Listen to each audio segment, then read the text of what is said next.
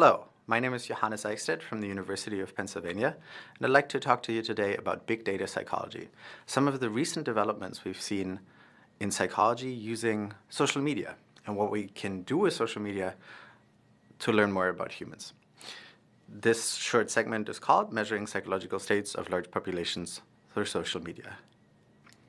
So it all started in the year 2009, when Google came out with a study that showed that just by measuring the occurrence of search queries related to the flu, things that had to do with medications and with symptoms, they could do a decent job measuring how the flu was spreading through the United States. So they were able to create a map and a time series that showed how the flu was developing over the seasons and across the US states. In this slide, you see two things. You see a black dot and a red dot. And you will notice two things. The black dot, which is Google's estimates, is about 2 weeks ahead of the estimates from the leading medical authorities in the US about the incidence of flu. The other thing you'll notice is that these curves track perfectly, something like 98% accuracy in the Google estimates. And this really was the proof of concept that you could use the internet and data flows in the internet to measure things about people that we cared about. So what Google had done was the following. They went from reporting through the Centers for Disease Control to just listening into the data flows and getting the same data that they needed about human health. Now, the question is, can we do something very similar with psychology? Most psychology studies are very, very small. Most psychology research is based on something like 50 to 100 people. And even the largest psychology studies that we've ever done have a few thousand people max. The question is, can we do with psychology what Google did with the flu? Can we just listen into the data that flows through data centers and get an estimate about the things we care about? A normal study in psychology, as I said, has something between 50 and 1,000 people, whereas on social media, you suddenly have access to billions of people. So Facebook alone is above 1 billion people, and Twitter has been growing, and social networks in China like Renren and Weibo have been growing. So what that means is, rather than take a small sample of the population and try to understand what that means for people across the population, you can get estimates about the entire population, or large fractions thereof, because they're part of your data set. So this is a huge statistical advantage if you can measure so many people, because you can look at different subgroups, and you can understand how women are different from men, young people from old people, and so forth. So the great advantage, among some others, of big data psychology is that the numbers on the right are much larger than the numbers on the left. But there's an additional advantage. The additional advantage is that people on social media behave in ways that they don't behave when you ask them surveys. It's sort of like a digital campfire. They talk about the things they care about with their friends in an environment that is more natural than knocking on somebody's door and asking them a survey. But how do we do these analyses? Well, first you start with a number of people. Here are a number of people, and let's assume they're on Facebook. So they all have Facebook statuses. But before we can get their Facebook statuses, we have to ask them for permission. So every single user is presented with a permission dialog and informed consent. And we collect the data very often through Facebook apps that run within the Facebook universe, if we're doing Facebook.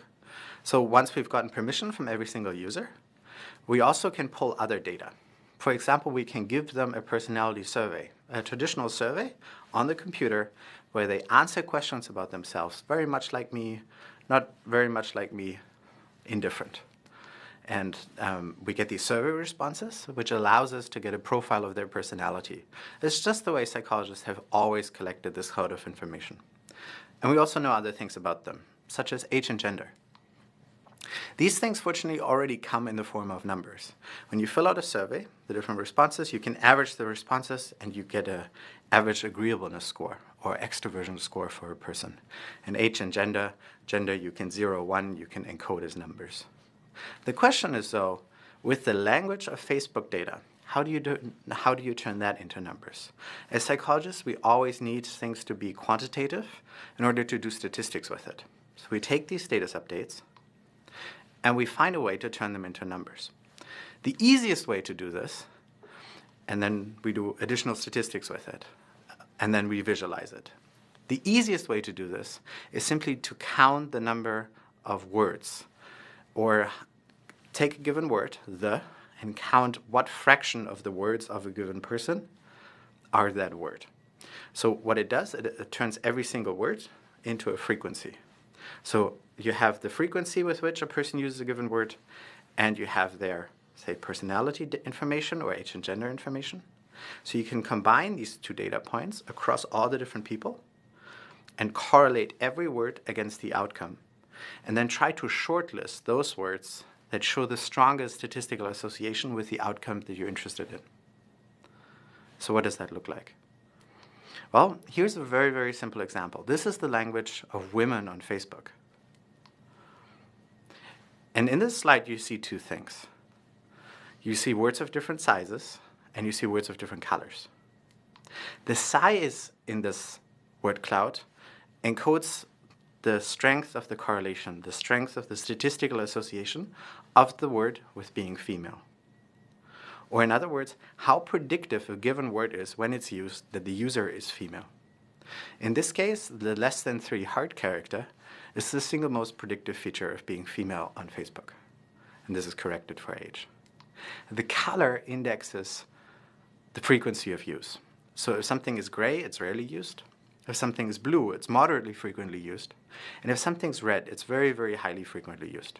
So you see that the less than 3 hard character is both highly predictive because it's large, and it's frequently used because it's dark red. Compare this to the language of men. When we show this to big audiences, we generally get a big laugh at this point. The first thing that jumps to people's minds is, of course, the curse words in the slides. The curse words have to do with the fact that they're a sign of disagreeableness. Think about what it takes to say these words on Facebook. And you'll realize you have to be more disagreeable, more willing to break social norms to share these words on Facebook. And that's a trait that men have more than women. You also notice competitive concerns, such as video games and sports, and you notice words that make more sense for men, such as beard and shaving.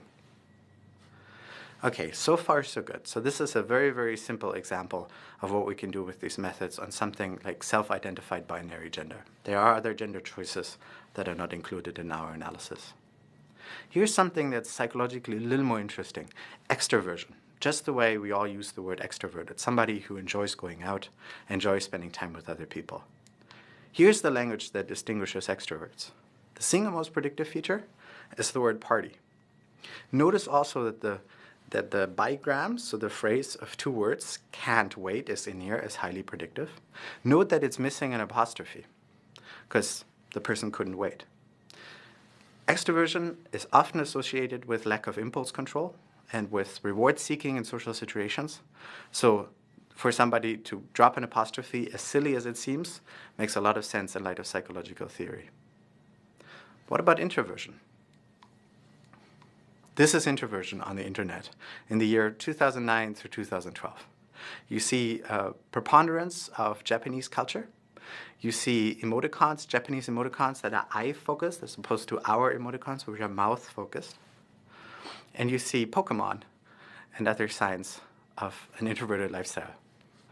So now that we have these language models, so these word clouds are a way of encapsulating the information we have about people. Once we have these language models, we can use these language models, apply them to the language of a new person to get an estimate of their personality. And what we've done in one specific study is to compare how well your friends do in estimating your personality with how well our computer text-based algorithms do in estimating your personality. On the red line here for the different personality dimension, this is sort of a standard model in psychology: openness, conscientiousness, extroversion, agreeableness, neuroticism. The red lines here show you how well your friends do. The blue lines show you how well our language models do. And you see that for most personality traits, they're about as good, with the exception of openness, where they do much better than your friends. Openness is a trait that has to do with intellect, with your interest in the arts, with liberalism, and so forth. So, in conclusion, we're now at a point where these text-based algorithms are about as good as generating personality profiles of users as are other people. One thing to note with these word cloud results is that what you're seeing here is the language that happens to distinguish men from women. If you actually look at the language use of men and women, they're almost undistinguishable. Both genders use the and a and comma much more than other words. What our methods do is they amplify the perception of differences. So even though there might only be a 3-4% difference in the language use, our methods are able to pull out these words that drive those differences.